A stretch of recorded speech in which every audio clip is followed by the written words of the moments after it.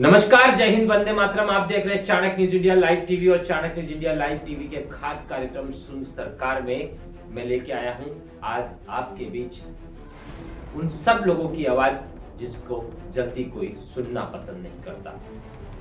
दर दर की ठोकरें खा रही है जनता, नेता कान में तेल डालकर बैठे रहते हैं, प्रशासन के अधिकारी अपनी जेब गर्म करने में लगे रहते हैं। ऐसे ही एक मुहिम को लेकर Chanakya news India live TV आज आप सबके सामने है और उस मुहिम का नाम है सुन सरकार। हमारी कोशिश रहती है कि जनता की समस्या को उन जिम्मेदार अधिकारियों तक, उन बड़े नेताओं तक जिनका ये जिम्मा होता है कि समाज में जनता की समस्या को हल करना उनका दायित्व बनता है, लेकिन कहीं ना कहीं वो अपने दायित्व से मुंह छिपाते हैं। आज हमारे इस शो में मेरे साथ जुड़े हुए हैं सिद्दीकी जी अमरोहा से, और वो कहीं ना कहीं बहुत ही समस्याओं से जूझ रहे हैं। उनकी समस्या न शासन सुन के राजी है न प्रशासन। सिद्दीकी जी, मैं पूरा परिचय जानना चाहूंगा आपसे। जी, मेरा नाम कमरानुद्दीन सिद्दीकी है। मैं अमरोहा शहर में रहता हूँ। जी सिद्दीकी जी, मैं ये जानना चाहूंगा कि आखिर किस तरह की समस्या और परेशानी का आपको सामना करना पड़ रहा है। मैं जनपद अमरोहा उत्तर प्रदेश का निवासी हूँ। मेरी मुस्लिम धर्म से मैं रहा हूँ हमेशा, मुस्लिम धर्म में आज भी हूँ, लेकिन मेरी सामाजिक गतिविधियां जो है, जो आना बाना है, और मैं हर समुदाय में मेरा उठना बैठना है, चाहे वो हिंदू हो या मुसलमान हो या सिख हो, सभी के अच्छे बुरे वक्त में काम आना, उनके साथ रहना, ये सब मैं करता आ रहा हूँ। मेरी 2019 में शादी हुई थी शेरकोट जिला बिजनौर के अंदर। जी, इस चीज को लेके विवाद चलता रहा। इसमें मैं ये जानना चाहूंगा, जैसे कि अभी आपने निकाह की बात की, शादी की बात की, तो शादी की वजह से क्या विवाद रहा? मैं वो सब वही बता रहा हूँ जी।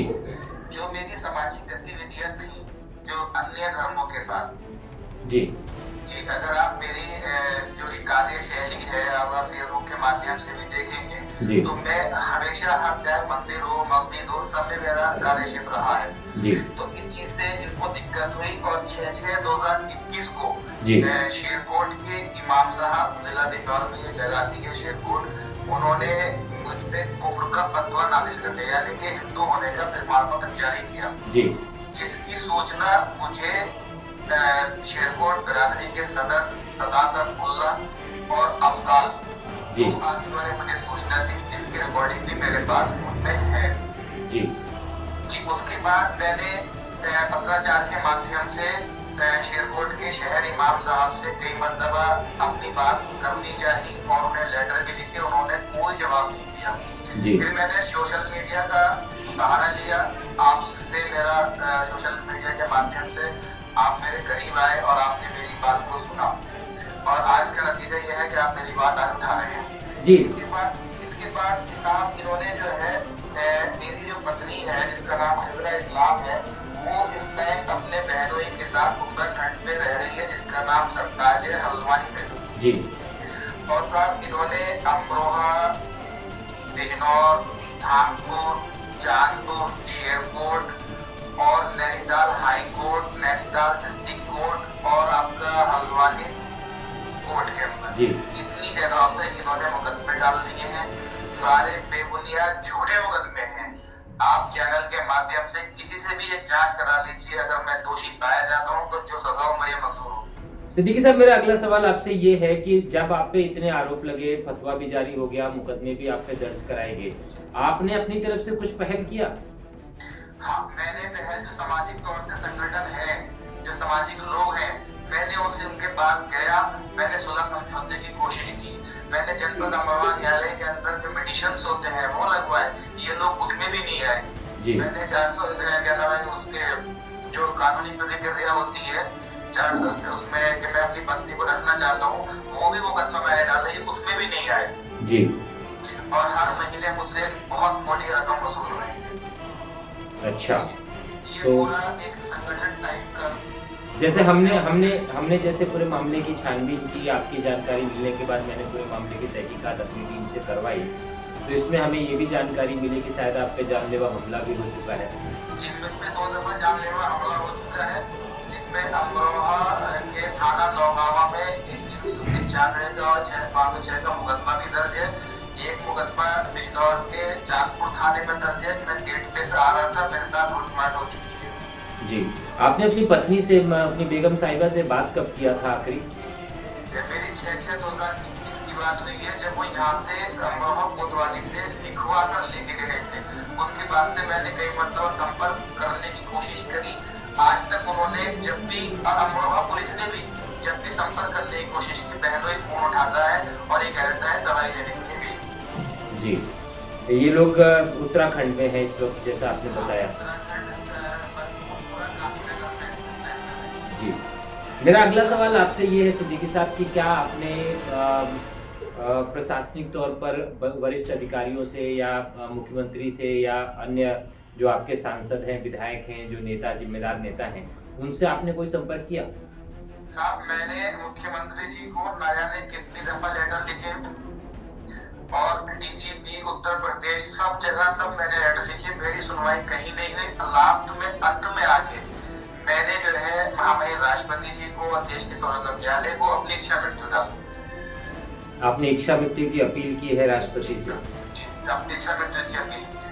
वहाँ से कोई जवाब आपको मिला सिद्दीकी साहब? वहाँ से मुझे कोई जवाब नहीं मिला है, कोई जवाब नहीं मिला। मैं लेटर पे रिमाइंडर डाल रहा हूँ, मुझे कोई जवाब नहीं मिला।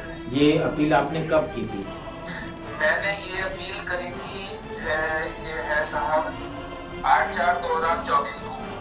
जी, सिद्दीकी साहब, मैं सीधा अगला सवाल मेरा आपसे है कि आखिर अंत में आप चाहते क्या हैं? क्या चाहते हैं कि क्या होना चाहिए? किस टाइप का इंसाफ आप चाहते हैं? जो हानि हुई है, मैं अपनी इच्छा पूर्ति चाहता हूँ। जी, किस टाइप की इच्छा पूर्ति आप चाहते हैं? जो शेरकोट के शहर इमाम साहब हैं, जिन्होंने मेरा फतवा जारी करा है, मैं चाहता हूँ कि वो मुझे दें। मैं चाहता हूँ कि वो मुझे दें। मैं मांगना चाह रहा हूँ, क्योंकि मैं सच्चाई को सामने लाना चाहता हूँ। और वो देना नहीं चाहते, दे नहीं रहे? अब दे नहीं रहे, क्योंकि जब कानूनी प्रक्रिया के अंदर चीजें आ गई हैं, तो अब वो इनकार भी नहीं कर रहे और दे भी नहीं रहे। जी, आप कभी अपने लखनऊ जनता दरबार जो हर मंगलवार को लगता है उत्तर प्रदेश मुख्यमंत्री योगी आदित्यनाथ जी का, वहाँ पे कभी आप गए, कभी आपने संपर्क करने का प्रयास किया? मैं वहाँ पर साहब गया तो वो नहीं, लेकिन मैंने पत्राचार के माध्यम से मुख्यमंत्री जी से मिलने का कई बार समय मांगा जी, अन्यथा कोई जवाब नहीं आया वहाँ से। चलिए सिद्दीकी साहब, मैं आपसे ये कहना चाहूँगा कि आपकी समस्या आम जनता भी सुन रही है और जरूर कुछ जिम्मेदार अधिकारियों तक और राजनेताओं तक भी ये बात पहुँचेगी। हमारा प्रयास है इस कार्यक्रम के माध्यम से आम जनता की जो भी समस्या रहती है वो हम उन लोगों तक पहुँचाएं और उसका हल निकले। मैं आपसे ये कहना चाहूँगा कि एक बार प्रयास करके मंगलवार के दिन मुख्यमंत्री योगी आदित्यनाथ से मिलने का प्रयास कीजिए, शायद आपकी समस्या का हल जरूर निकले। और हम सब भी इस बात का प्रयास करेंगे सिद्दीकी जी कि आप जल्द से जल्द इस समस्या से बाहर निकले। देखिए साहब, मैं आपका बहुत बहुत हृदय से आपका धन्यवाद अदा करना चाहता हूँ कि आप लोगों ने मेरी बात को सुनी और अधिकारियों तक पहुँचाने का कार्य किया है। ईश्वर आपके चैनल को दिन रात 24 तरक्की अदा फरमाए। लेकिन मैं आज की डेट में एक डरावा सहमावा, मैं ये वर्डिंग नहीं कर रहा हूँ, सच बता रहा हूँ भाई साहब कि मैं डरावा सहमावा हूँ कि मेरे साथ कुछ भी हो सकता है। जी, चलिए ऊपर वाले पे भरोसा रखिए कोई नहीं सुनता। सिद्दीकी साहब, ऊपर वाले पे भरोसा रखिए। उसके घर पे देर होती है पर अंधेर नहीं होती, ये बात आप भी जानते हैं। और उसकी लाठी बेआवाज चलती है। गलत के साथ गलत और सही के साथ सही, ये उसका नियम है, प्रकृति का नियम है। और हम सब आशा रखते हैं, विश्वास रखते हैं कि आपके साथ जो नाइंसाफी हुई है वो जल्द इंसाफ में बदलेगी और ऊपर वाले आपकी दर्द को सुनेगा भी। फिलहाल हमसे जुड़ने के लिए बहुत बहुत धन्यवाद आपका। ये थे सिद्दीकी साहब जो इस वक्त ऐसी एक दर्द से गुजर रहे हैं और इन्होंने महामहिम राष्ट्रपति से इच्छा मृत्यु तक का पत्र भेजा है और ये कहा है कि मुझे इच्छा मृत्यु की इजाजत दे दी जाए। लेकिन मेरा इस कार्यक्रम के माध्यम से उन सभी राजनेताओं से, उन सभी वरिष्ठ अधिकारियों से इस बात की अपील है कि जनता का दर्द समझिए। जनता आपके लिए खड़ी होती है, वक्त पड़ता है जनता आपके पीछे खड़ी होती है और वही जनता जब दर्द से कराती है तो जरूर एक जिम्मेदारी बनती है उन नेताओं की, उन मंत्रियों की, उन अधिकारियों की जो जनता के पैसे से अपनी जिंदगी गुजारते हैं। जनता के पैसे से आपको तनख्वाह मिलती है, जन सेवा ही आपका कार्य है। ऐसे में अगर जनता ही रो रही है तो कैसी सेवा और कैसा जन। फिलहाल चाणक्य न्यूज इंडिया के खास कार्यक्रम सुन सरकार में बस इतना ही। फिर लौटूंगा कल किसी एक नए विषय के साथ, कल किसी और भाई के साथ, किसी और बहन के साथ, किसी बेटी के दर्द के साथ, और फिर हम चर्चा करेंगे और प्रयास करेंगे कि हमारी ये मुहिम जो आज हमने शुरू की है ये वरिष्ठ अधिकारियों और नेताओं तक पहुंचे और आम जनता को राहत मिले। हमारे इस कार्यक्रम के लिए आप हमें कॉल कर सकते हैं। चाणक्य न्यूज इंडिया का जो कार्यक्रम है सुन सरकार, उसमें शामिल होने के लिए, अपनी समस्या जनता तक पहुंचाने के लिए हमारा नंबर है 8287399909 पे आप हमसे सीधा संपर्क कर सकते हैं। तब तक के लिए दीजिए इजाजत, कल फिर लौटूंगा और किसी नए विषय के साथ। जय हिंद, वंदे मातरम।